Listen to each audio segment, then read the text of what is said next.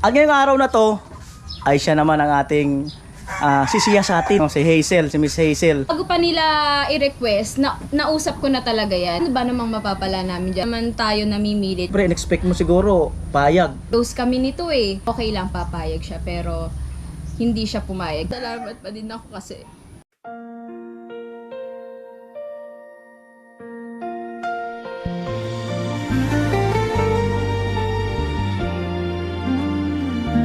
Magandang araw po muli sa inyong lahat. At ayun, syempre, sino ba ang magaling na Corina Sanchez sa Sword Family?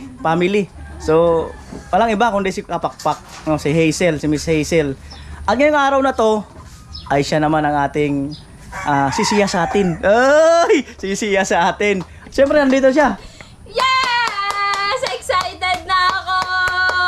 Dahil ako lang yung mga nag-i-interview. So, excited ako kung ano ba ang feeling ng ikaw naman yung ini-interview nang hindi mo alam yung mga itatanong sa'yo.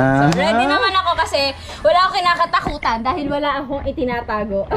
Pero nakakakaba nga, Kuya Noli Kababa? Oo. Ayun, good morning, Miss Hazel. Good morning po. Ito kasi yung tanong niya sa akin. Kumusta ka naman? Okay lang, ito medyo pagod pero hindi naman mawawala, normal lang yan kapag talagang pinag-iigihan mo or pinag-e-effortan mo talaga yung mga vlog na, bawat vlog na gagawin mo. So, pasok agad tayo sa isang hype na tanong. Paano mo naisip na yung gantong content? Actually, nung hindi pa ako nakakasali sa challenge, sabi ni Kuya Jeff, bigyan kita ng idea. Pero naisip ko na din yung before, pero hindi ako tirasadong gawin. Pero siya yung nag-push, sabi ni Kuya Jeff, interviewin mo yung mga hindi na nagva-vlog, yung mga yung nawala na talaga sa YouTube. So ayun lang yung unang plano, yung mga hindi lang nagva-vlog ang mga interviewin ko dapat. Pero nasimulan natin kay Boss Tato na nagva-vlog siya. So una kong in-interview talaga si Kasilong kasi hindi na siya nagva-vlog, di ba? Sunod si Kuya Madi, hindi na din siya nagva-vlog. Nasundan ni Boss Tato. So, gusto ko lang sana siya suportahan kasi hindi pa siya kilala ng mga Sword Family dahil bago pa lang siya nagva-vlog. Nagva-vlog siya. Sabi ko, what if pwede din naman palang interviewin yung mga nagva-vlog? So, doon yun nagsimula. Doon na yun nagtuloy-tuloy. And thankful naman ako dahil binigyan ako ni Kuya Jeff ng idea. Pero, ayan, yung mga sumunod is, idea ko na din kung sino yung mga i-interviewin. So, thank you so much po kay Kuya Jeff. Kung sino yung susunod na i-interviewin. Yes. Ayan. At may sasabihin din ako, no, abang nasa bungad pa lang tayo. Gusto ko yung ginagawa niya, no? Kasi siya, kaya naman niya na mag-vlog na talaga sa sarili niya. Kaya niya na. At binubuhat niya yung mahihina o yung kulang pa sa sa suporta or hasa sa pagba-vlog. So maganda yung adikain niya habang nagba-vlog siya, inaangat niya rin yung iba, no? So halos ramdam ko siya kasi halos ganun din talaga ang ginagawa ko. So tuloy-tuloy mo yan kasi baka mag-million subscriber ka or followers. So kami naman ang lalapit sa iyo. Di lang ka, Kuya Noli. Di ba? At ayun. Kailan ka pala nag-start na na mag-vlog? Nag-start ako mag-vlog pandemic, December 2020. So, unang vlog ko, nagpa-budel fight kami kay na Kuya Jeff, pero nakakahiya nun kasi wala pang budget, pandemic, di ba? Wala naman tayong kita, wala tayong pera. At estudyante pa lang ako nun, so wala talaga ako sarili pang pera. Pero ang pinakain ko lang kina Kuya Jeff, mga tilapia. So, hindi pa niya ako kilala nun. So, tapos nahihiya pa ako mag-vlog nun. Parang nasa background lang yung camera. So, doon ako nag-start, December 2020. Tapos, January siguro na monetize. Ayun, sa mga hindi nakakilala, si Kapakpak ay probinsya at taga saan, magulang, gano'n. So, ayan po, guys, ang totoo kong pangalan is Hazel Aguila. So, kaya Kapakpak kasi parang out of nowhere naisip ko lang kasi Aguila, ano ba pwedeng itawag? Kasi nung sa Bukana, may mga vlogger na doon, marami nang nauna. May mga tawag sila sa mga supporters sila. So, ako, ano kaya itatawag ko? So, ewan ko, out of nowhere naisip ko lang yung Kapakpak dahil nga Aguila yung apelyido ko. Tapos, ako po ay 26 years old. Mag-birthday na ako sa December. Malapit na tayo magkaedad, 27 na. Alam mo tayo sa'yo ng isang taon. Ayan. So, ayan, 27 na ako, graduate na po ako, pero hanggang ngayon hindi ko pa nagagamit yung pinag-aralan ko. Graduate po ako ng Computer Engineering, 5-year course. Nung 2023 pa po ako gumraduate, pero ayan, hindi ko pa nagagamit yung pinag-aralan ko sa trabaho. Para ngayon, nung mga nakaraan, nag-a-apply ako, pero ngayon parang mas magfo-focus ulit ako sa vlog dahil parang nakita ko na yung niche ko, yung sa gantong mga interview. So, why not i-try muna natin? Yun, pwede.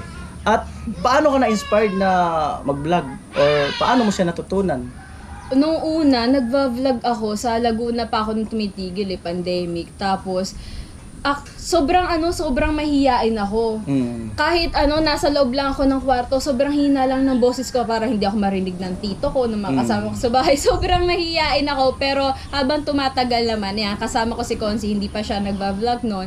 Tapos tsaka si Kapitan Bayas, ayun yung kasama ko mag-vlog nung umpisa. So, dahil makakapal yung mukha ng kasama ko, si Kapitan Bayas, madaldal, malapitin sa tao. So, ayan, natututunan ko na din mag-vlog. And, ayun nga, effective yung makisama ka sa sa mga nagba-vlog din. Kung gusto mong gayahin sila, is sila yung dapat nasa surroundings.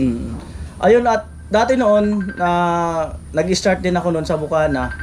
At siya ay, nasasalubong ko siya. Bali siya laging galing sa laot. Ako naman ay kumaga nag-iikot-ikot doon. At kung hindi kami noon masyado pang magkakilala. Pero naririnig-rinig ko na siya. Ayan, at meron din ba sa'yo yung kagaya sa akin na nung nag-umpisa ka, nag-down sa pagbablog, ganun? Nag-down sa pagbablog? Na inusgahan ka kaagad, na anong mangyayari dyan, ganun? Wala akong maisip kasi una pa lang magaling na ako Charot! Hindi, joke lang, baka mabasya. Wala naman akong maisip kasi talagang solid yung suporta sa pamilya namin lalo na yan si Kakonsi unang parang nung nagsimula ako mag-vlog, parang dun pa lalo kami naging mas close ni Kakonsi. Parang wala naman nag-down sa akin. Siguro yung asawa ni Konsi, ang nanay Buena. Kasi one time na-vlog ako dati ni Kabungot. Ito sasabihin ko. Na-vlog ako dati ni Kabungot. Uso pa yung e-sabong, online sabong. Nag-ganon ako, nag-try ako, nag-online sabong. Tapos bilag ako ni Kabungot nun. Tapos ang daming nag-bash sa akin. Tapos yung parang inaano din ako, lagi ako pinapagalitan ng asawa ni Konsi ang nanay. Sabi, yan kasi, ganang-ganang ka, yan.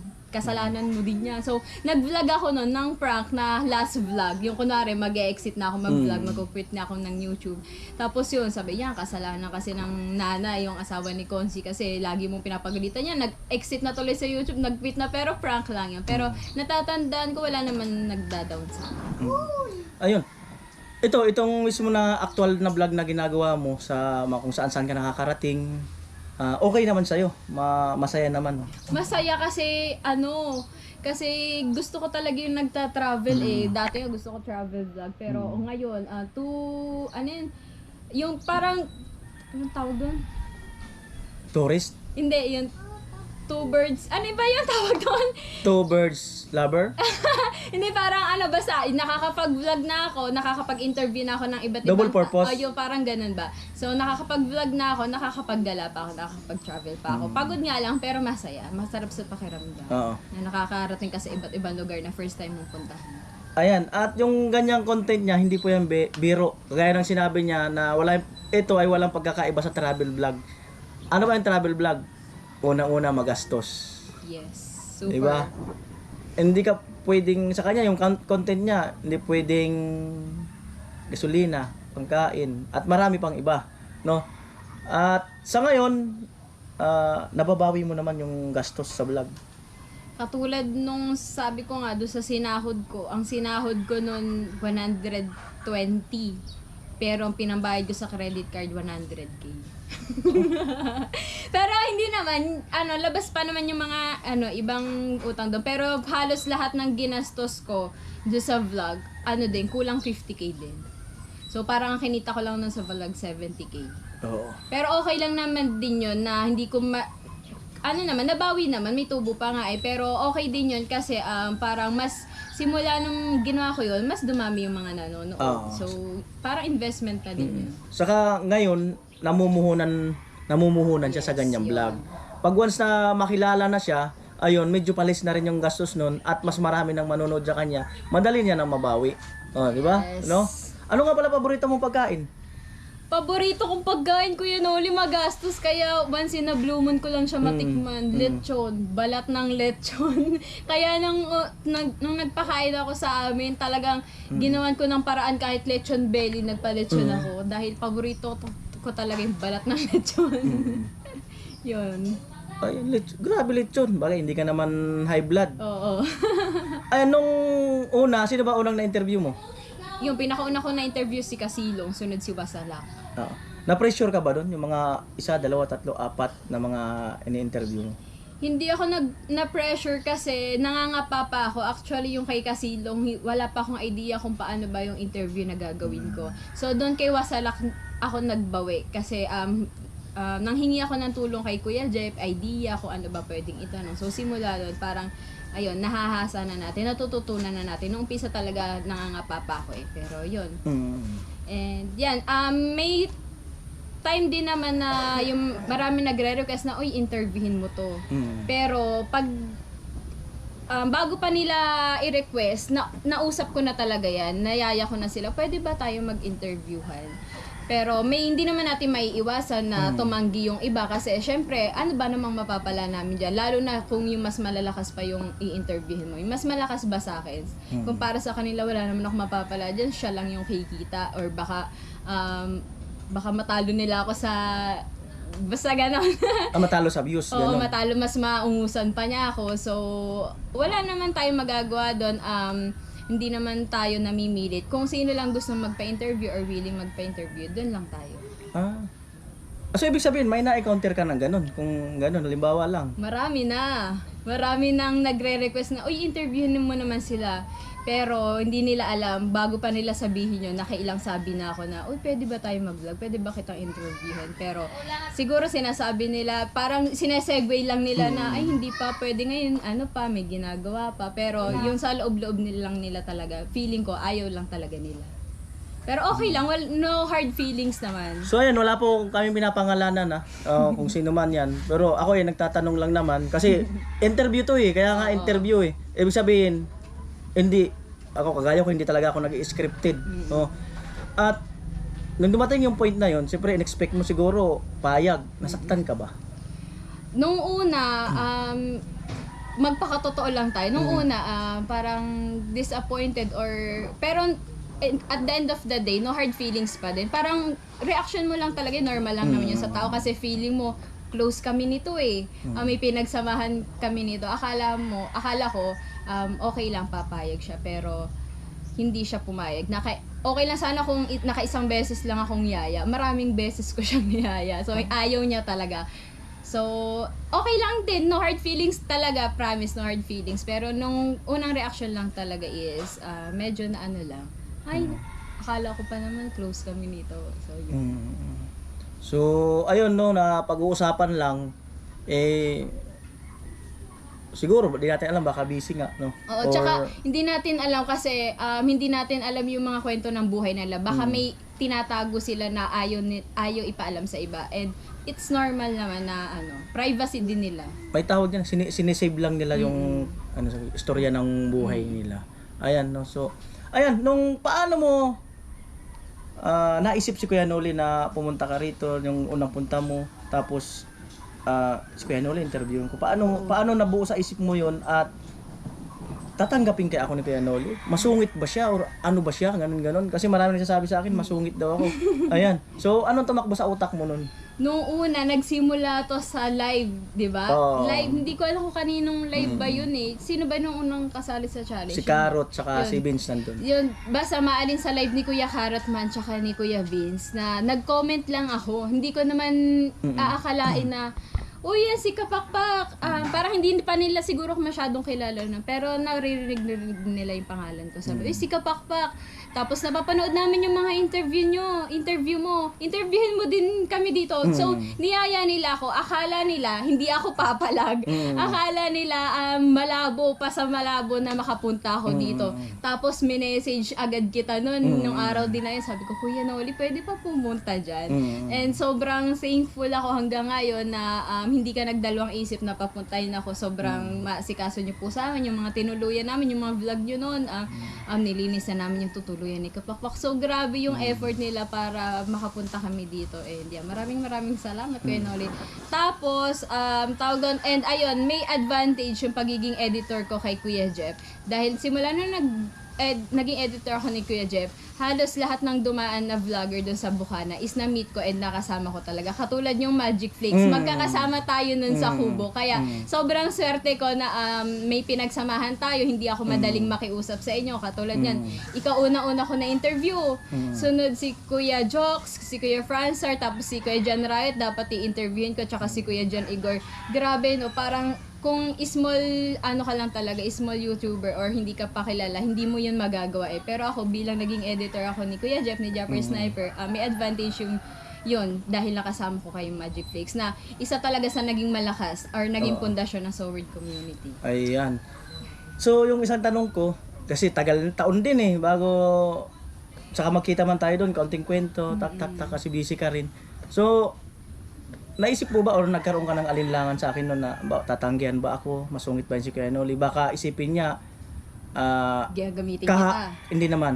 Baka isipin ni Kuya Noli, kahati lang kami ng mga magpapalipad sa kanila. Okay. Madamot ba si Kuya Noli? Ganon. Naisip mo ba yun?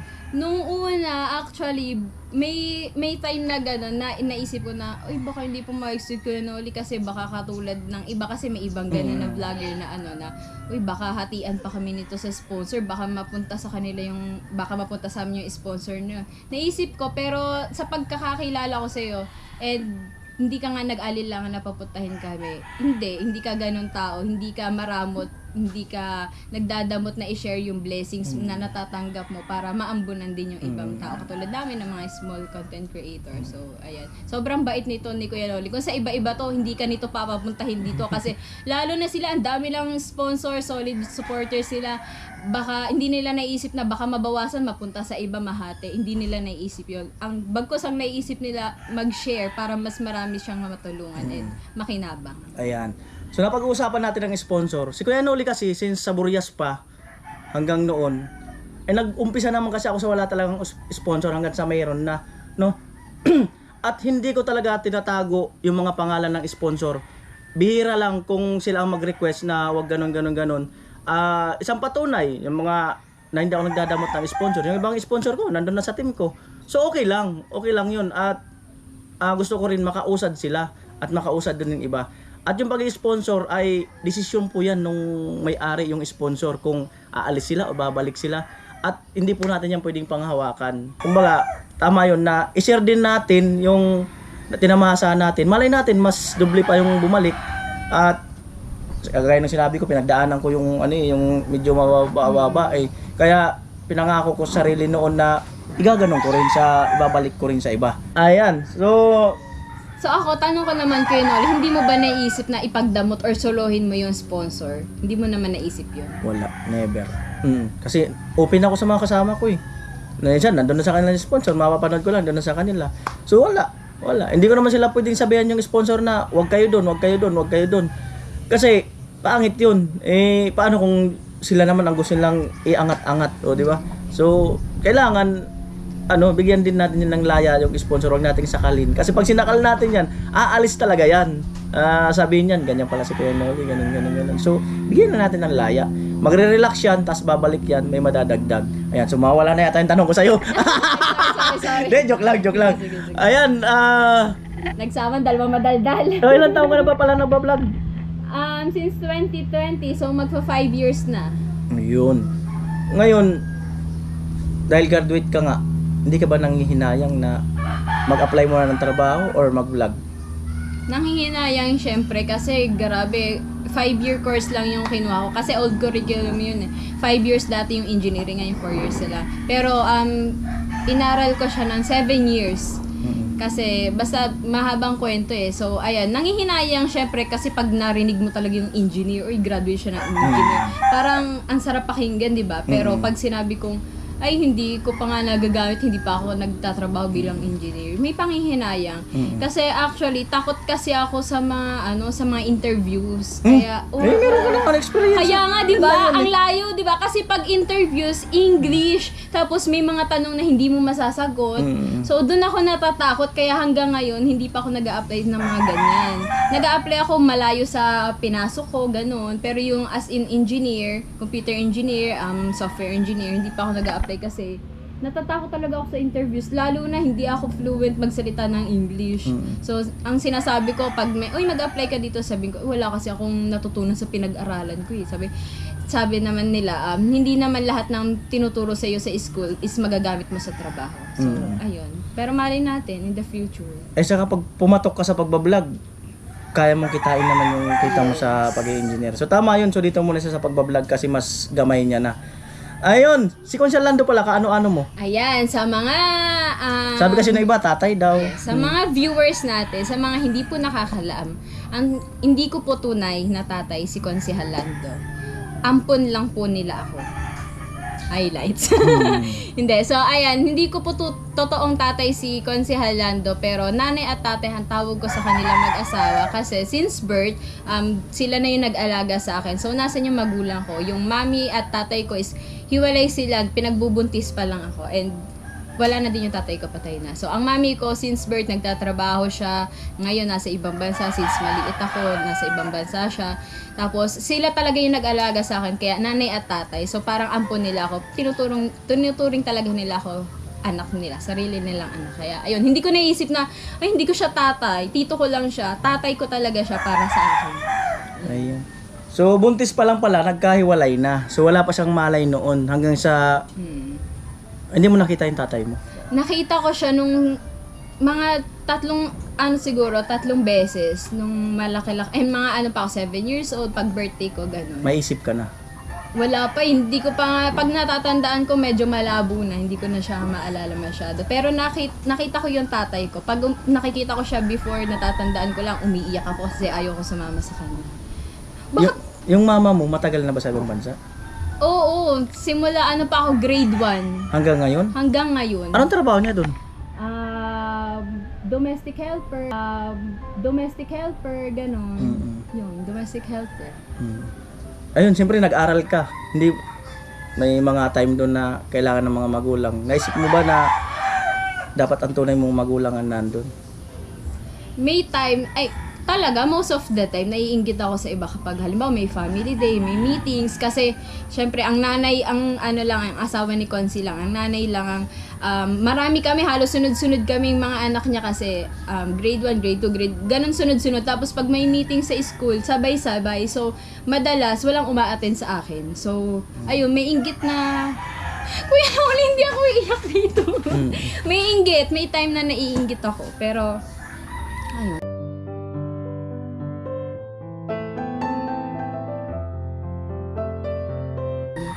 Okay lang naman. Ayun yung reality and hindi naman ako nagkukulang sa pagmamahal na natatanggap dahil tinuturing din nila ako bilang anak.